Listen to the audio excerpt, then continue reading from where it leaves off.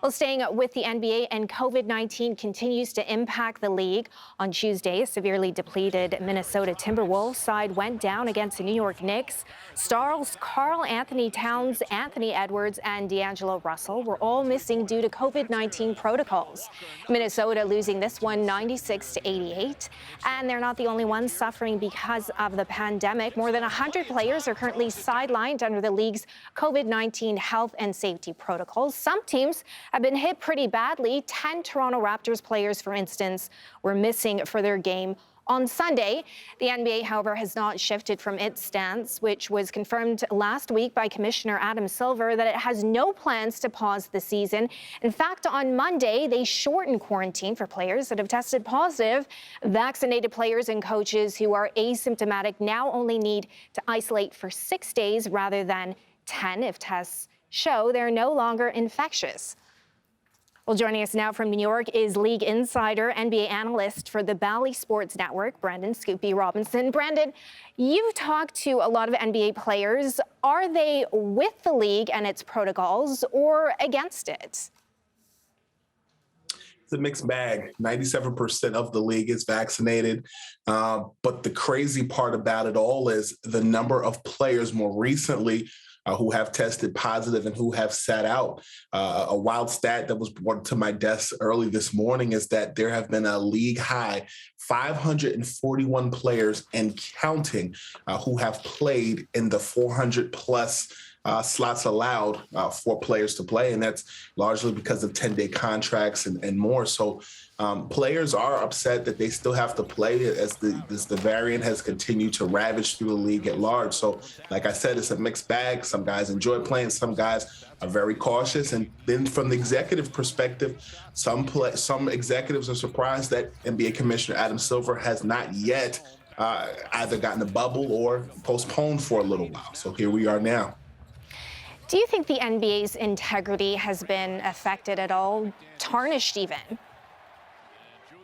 Well, this is what I'll say. When you look at the league overall, they were very ahead of the curve in 2020 when the COVID vaccination shut or halted the world for a bit and you had the bubble. I think that in the eyes of many people, when are we going to go back to a bubble? It's not that easy. The NBA had to salvage a lot when they created a bubble and they went to the Walt Disney World area to get it done. I think because we've lived through a pandemic for so long, I think the combination of money and advertising dollars within regional sports networks and more, the perception of people right now, many people are upset, particularly at Commissioner Adam Silver. And with that said, I don't think it's tarnished, but I think people are asking a lot of thought-provoking questions that question where they're going in the future. And, you know, it's a lot of confusion. Do you think the league is concerned with the well-being of the players, or are there more pressing financial concerns for the NBA, do you think? I think it's a 50-50 bag. I think that when you look at how many players, look at the Chicago Bulls recently, where their star players and Zach LaVine and others all were in health and safety protocols, and they had to cancel games. There was pause for concern. And then you had other players like the Brooklyn Nets who had to cancel games last week where, you know, their star players in KD as well as Kyrie Irving and James Harden all were in health and safety protocols. I think there's concern, but it's difficult when you have these major dollars tied to regional sports networks as well as with national games, and you have to deliver on those promises.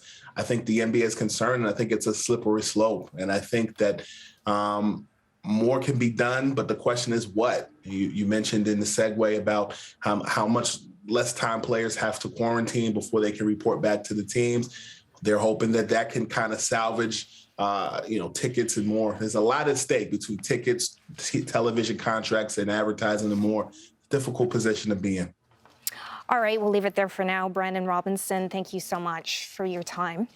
Okay. Thank you for having me.